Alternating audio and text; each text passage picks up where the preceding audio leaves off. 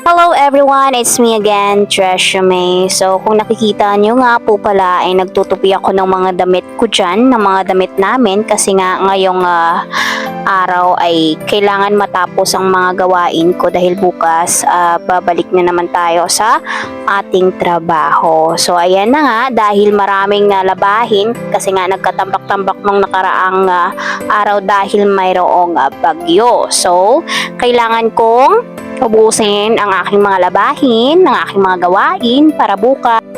Kapag maaga tayo gumising ay magluluto ng babaunin ko para sa aking lunch time. Ayan, so bukas may pasok na rin yung anak ko, so kailangan ko maagang gumising.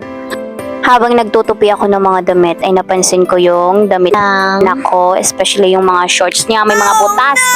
Ay nako, yan talaga kapag bata ka, sobrang likot mo, nabubutas yung mga damit mo. Ganyan talaga ang mga papel natin kapag nanay na talaga tayo, kasi kapag dalaga ka pa, kain tulog, gala lang ang isipin mo. Pero kapag nanay ka na, nag-iiba na yung maging routine mo sa pang-araw-araw talaga. Sabihin na natin kahit sarili na natin hindi na natin maasikaso. Tapos dagdagan pa ng mga gawaing bahay.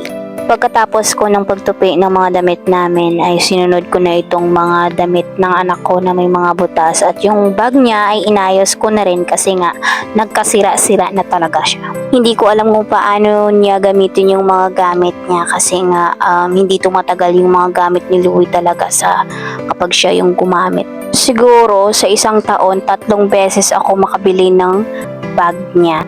At hanggang dito na lang muna ang ating kwentuhan, at huwag niyo po akong kalimutan i-follow. Maraming salamat po. Until the next time. Bye-bye!